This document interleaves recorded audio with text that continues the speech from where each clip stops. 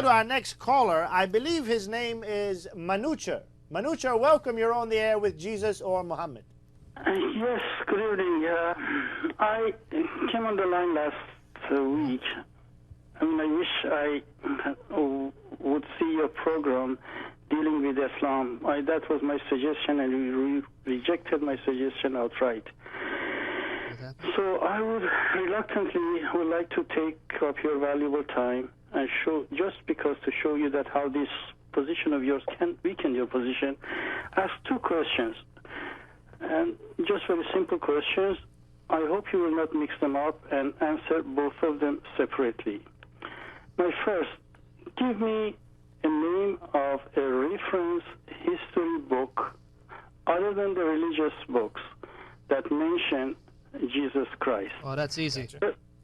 Tell me, Jesus Christ was living at the era of which other famous historic figure? Who was the king of Iran at the time, or emperor of Russia, or prime minister of Bangladesh, for instance? Who was it at the time? Okay, and give us your next question. That was the two questions. Oh, that was the two Yeah, questions. two Thank you, questions. Sam. Okay. David, let's take You want to those deal with the questions. evidence outside of... As for the who mentioned Jesus, I'd like to point this out because this is a very interesting question.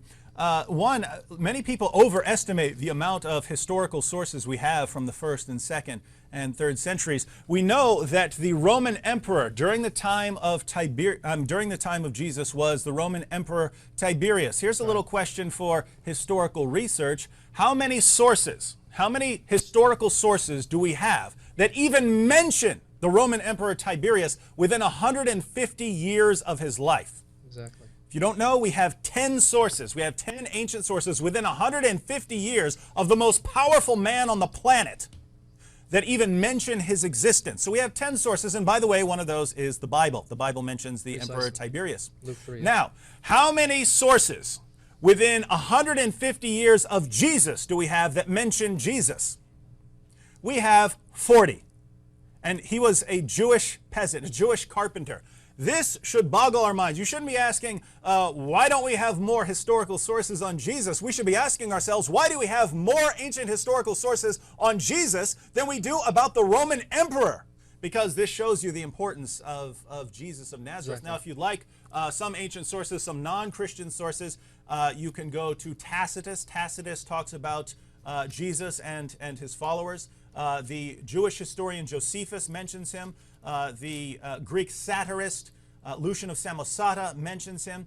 Mara bar Serapion, who was, we have a letter preserved from someone named Mara bar Serapion who mentions Jesus. So these are some of the sources. But by far, the most important sources on the life of Jesus are the Gospels. These are first century, and if you go to actual scholars, whether it's Christian scholars or non-Christian scholars, they agree that the Gospels, the genre of the Gospels, these are first century Greco-Roman biographies. These are people who are sitting down saying, this is the life of Jesus. So don't ignore these historical records when these are our most reliable historical records. And if you study these with an open mind, you will conclude Jesus was the divine Son of God who died on the cross for sins and rose from the dead. And we must, if we're going to listen to anyone tell us about God, we have to listen to Jesus. Excellent. Brother Sam. Yeah, by the grace of the Lord Jesus, I just want to add something.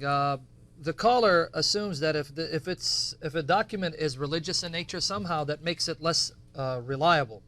Are we to assume that only non-religious figures can record history accurately, so that an atheist is less biased than someone who's religious? Everyone has their biases. In fact, if you read any ancient record, the author who's writing has a specific bias, whether it's religious or otherwise. So try to brush aside the New Testament documents as being irrelevant because they're religious. This is irrational, and it's being inconsistent because this is not how we do history. And secondly, you have to account for the start of Christianity.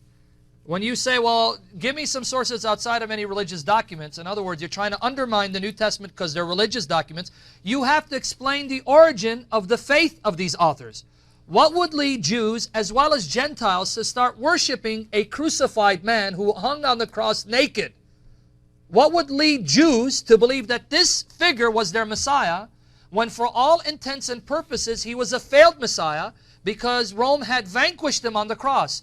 the only explanation for their faith in worshiping, not just believing, in worshiping this man is because God exists and raised him from the dead, showing that he's not a failed Messiah. He is the eternal Son in the flesh. Excellent notice, point. notice the circularity of, Yes. of the position. Precisely. Yeah. We'll assume that there is no God, that Jesus was just a regular person, that all religions are false, that there is no truth about God, that the only thing that's true is naturalism, the natural world is all there is. And once we've assumed that, then we'll go to the historical evidence and reject anything that tells us about anything precisely. supernatural or Jesus performing miracles or Jesus rising from the dead. We'll use our prior assumption to reject all of that, and then once we've rejected all of that, we'll say, where's the evidence for Jesus?